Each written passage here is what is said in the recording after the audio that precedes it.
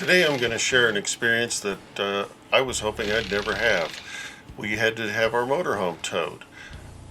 I'd been fortunate so far and never had to have my motorhome towed, and since I'd never even seen one towed, I found the process pretty interesting. So how did I get myself in this mess? Well, we were driving up the Oregon 1, just south of Brookings, actually just entering Brookings, and all of a sudden there was kind of a clunk from the rear of the motorhome, and it stopped moving forward. The local police department was very helpful in getting us off the highway and into a vacant lot where we could boondock. And due to COVID and local forest fires, it took 3 days before a tow truck made it to us. As I'd expected, first thing was to remove the driveline. That's the worst part of this whole process, just so you know. Now, our tow operator, a guy by the name of Jimmy, was really good and took time to explain and gave permission for me to film him at work. Well, when I was stopped in the highway, I learned that all of my forward gears were gone, but I did have reverse, which allowed us to get into this parking lot. And it really acted like an electronic issue. And so I was optimistic that this wouldn't be a catastrophic issue.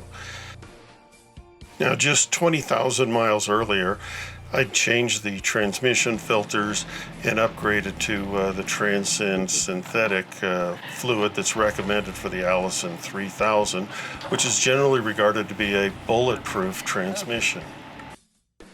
He also removes the generator exhaust to prevent damage to it while it's being towed.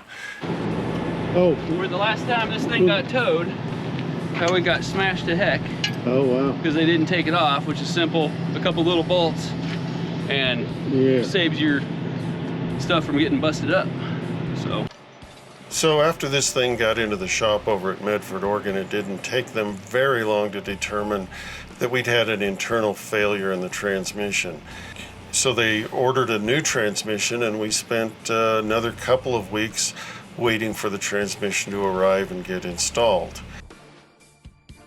Now, since I've had this out of the shop, I've put almost 3,000 miles on it. And the things that I've noticed is that it's shifting smoother and running cooler.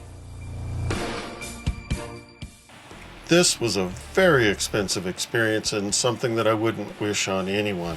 So make sure you do your maintenance and watch for warning signs. I had done my maintenance and didn't really have any warning signs, and sometimes these things just happen.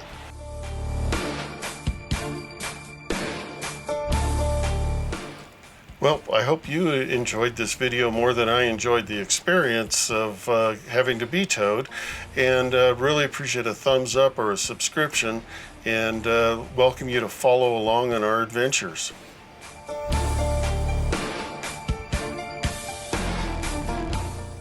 I really appreciate you watching and wish you happy travels.